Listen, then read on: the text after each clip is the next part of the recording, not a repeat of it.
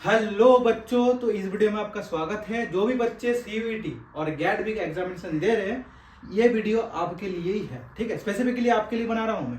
तो ध्यान से सुनिएगा। जो 10-12 मिस्टेक जो आप लोग करते हैं एग्जाम के पहले, ड्यूरिंग एग्जाम, आफ्टर एग्जाम, जो आपको नहीं करना चाहिए, उसमें से बिफोर एग्जाम वाला पार्ट सबसे ज्यादा रोल प्ले करता है एंड ड्यूरिंग वाला एग्जाम वाला पार्ट ज्यादा रोल प्ले करता है। तो ये सब मिस्टेक आपको एकदम ही नहीं करना है, क्योंकि एक बार होने के बाद इसको आप इरेजर से रिमूव नहीं कर सकते हैं।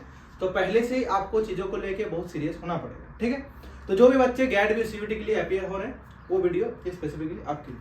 तो 1 बाय 1 डिस्कशन करेंगे कि आप लोग गलती पहले क्या करते हैं और जो आपको एकदम ही नहीं करना चाहिए। ठीक है, तो शुरू करते हैं 1 बाय 1। तो फर्स्ट ऑफ ऑल, जो मुझे लगता है पहला जो गलती है जो बच्चे लोग करते हैं, अपना पोटेंशियल को रिकॉग्नाइज ना करना। पहले समझते हैं कि मेरा तो इस एग्जाम में अच्छा नंबर नहीं आया था, एक बार दिया था तब मेरा अच्छा नंबर नहीं आया था, मैं इस एग्जाम में दिया, मेरा वहां पर परफॉर्मेंस अच्छी नहीं रहा।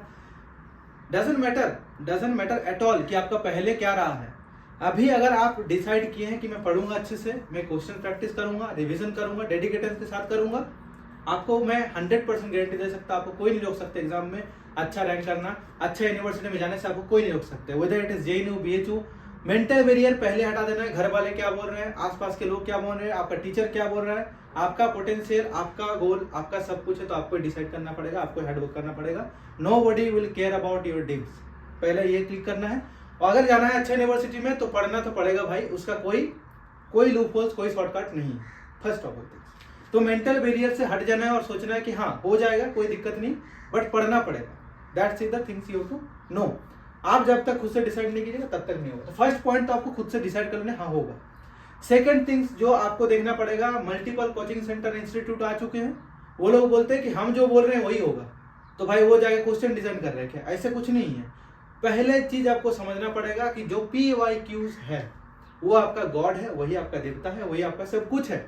क्योंकि PIQ एक ऐसा फॉर्मूला है जो आपको कोई भी एग्जाम को निकालने में हेल्प करता है। PIQ अगर वो क्या करता है एग्जैक्टली मैं आपको बताता हूँ।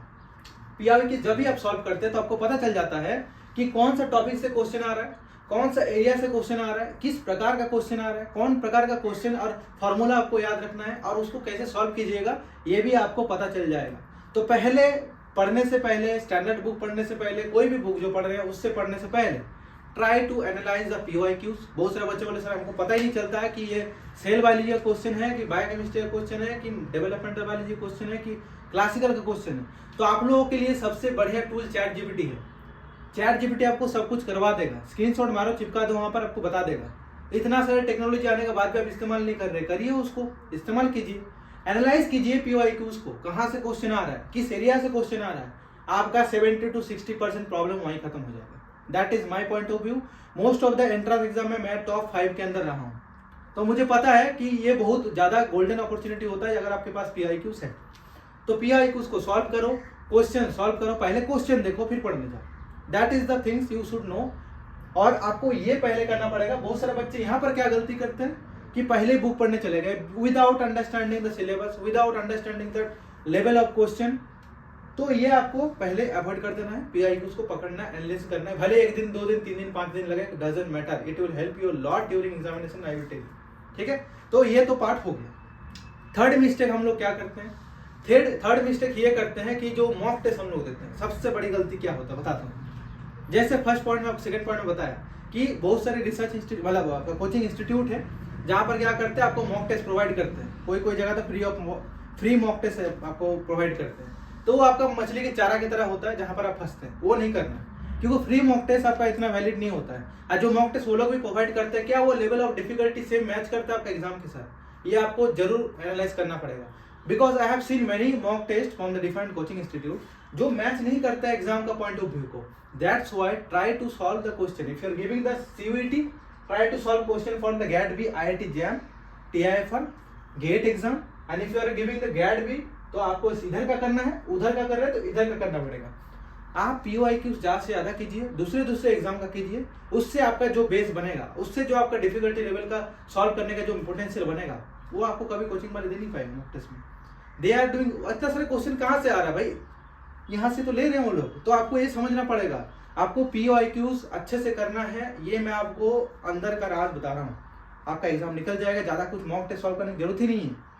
ठीक है, तो आपको ये तीसरा गलती एकदम ही नहीं करना है। चौथा गलती हम लोग क्या करते हैं कि हम जहाँ पढ़ते हैं या कोई यूनिवर्सिटी में, कॉलेज में, कहीं भी पढ़े हैं, कोचिंग में पढ़ रहे हैं, टीचिंग ट्यूशन कुछ भी लिए, इतना भर भर के मटेरियल ले लेते हैं। भाई इतना सारे मटेरियल ले लोगे तो एग्जाम कैसे निकलेगा? You don't need to read a lot of things, you just need to know the basic things कि बायोकेमिस्ट्री में आपका ग्लाइकोलाइसिस कैसे हो रहा है, टीसीए साइकिल कैसे हो रहा है, ऑक्सीडेटिव फॉस्फोराइलेशन कैसे हो रहा है। अगर आप दूसरे एग्जाम का दे रहे हैं उसका बेसिक्स पता होना चाहिए। Basics matters a lot. Basics change नहीं होगा, जो आपका सीवीटी में रहेगा वही आपका गेट बी में होगा, वही आपका सीएसएम नेट में होगा, वही आपका डीबीटी जेआरएफ में होगा, वही आपका असिस्टेंट प्रोफेसरशिप का होगा, वही आपका यूपीएससी का ऑप्शन में भी होगा। जो थीम, जो टॉपिक इंपॉर्टेंट है, जो टॉपिक आपका कॉन्सेप्ट है, वो कॉन्सेप्ट रहेगा, वो एग्जाम का पॉइंट ऑफ व्यू से चेंज नहीं होने वाला है, ये आपको पता होना चाहिए। तो टॉपिक को इतना अच्छे से पढ़ना है कि कोई भी एग्जाम हो आप उसका क्वेश्चन सॉल्व करना।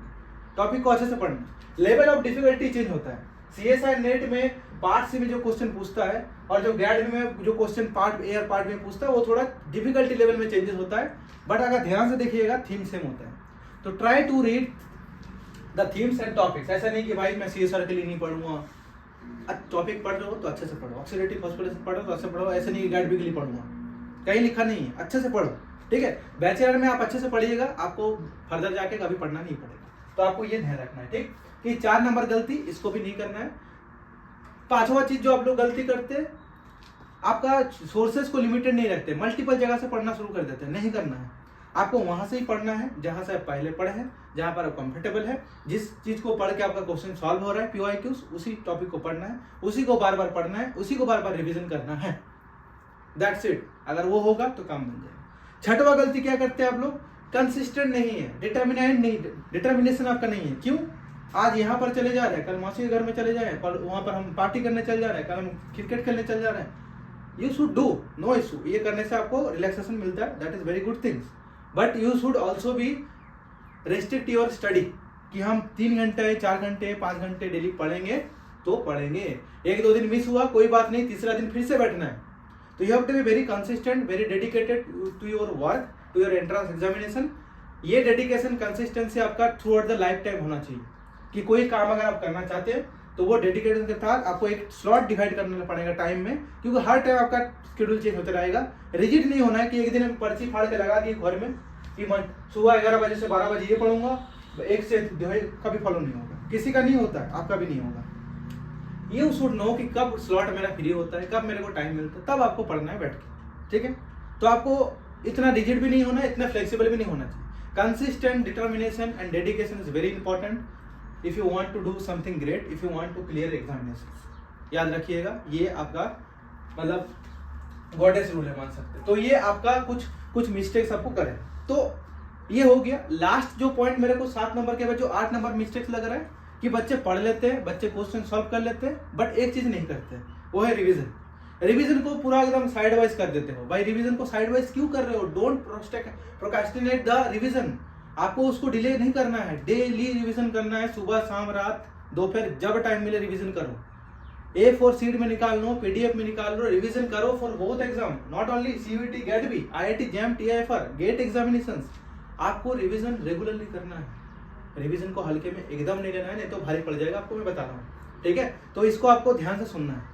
तो रिवीजन कर लिए, क्वेश्चन प्रैक्टिस कर लिए, पीआईक्यूज, तो मोस्ट ऑफ द थिंग्स आपका हो जाएगा। एग्जाम के पहले डिस्ट्रैक्ट नहीं होना है, दोस्त क्या बोल रहा है, टीचर क्या बोल रहा है, घर वाले क्या बोल रहे हैं, प्रॉब्लम्स आएंगे, आपको यहाँ फिट होना चाहिए कि भाई मेरे को एग्जाम निकालना है, एग्जाम निकाल के छोड़ूंगा, और जितना भी प्रॉब्लम आ जाए मेरे I don't care about it, अगर सीरियस प्रॉब्लम ना हो तो, ठीक है।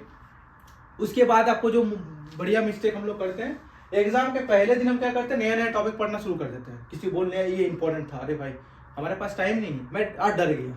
मेंटेलिटी खराब होता है लास्ट में 2-3 दिन में, जब आपको बड़ा बड़ा टॉपिक पढ़ना शुरू कर देते हैं। सब जगह से क्वेश्चन नहीं आएगा, कुछ ही जगह से क्वेश्चन आएगा, उसे सॉल्व करना है। और लास्ट जो हम गलती करते हैं बच्चे लोग एकदम, जो कि आपका जो क्वेश्चन होता है आपका वो आउट ऑफ इतना क्वेश्चन करना है।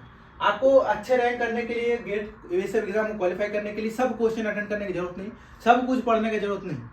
आप कुछ ही टॉपिक को अटेंड कीजिए, क्वेश्चन वो सॉल्व कीजिए जहां पर ऑप्शन में 2 एटलीस्ट कर पा रहे हैं। ऐसे नहीं कि 4 ही ऑप्शन नहीं पता, क्वेश्चन को भी नहीं पता, टिक करके आ गए, जय माता दी करके आ गए, और ऐसे तो भाई खत्म हो जाओगे, ऐसे नहीं करना है, ठीक है।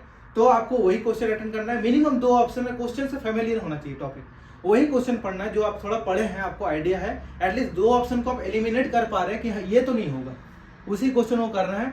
वहां पर नेगेटिव मार्किंग भी हो तो बच जाओगे, ठीक है।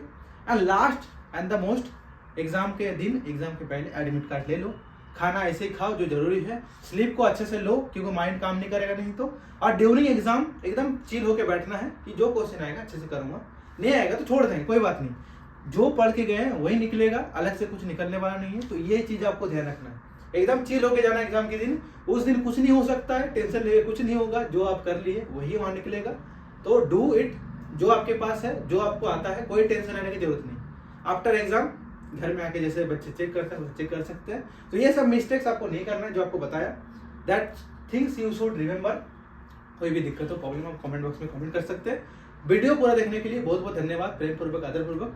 फिर से मिलते हैं सेकंड वीडियो में, नेक्स्ट वीडियो में। आप वीडियो का टॉपिक भी सजेस्ट कर सकते हैं, कौन सा वीडियो मैं आपको बनाऊं आपके लिए।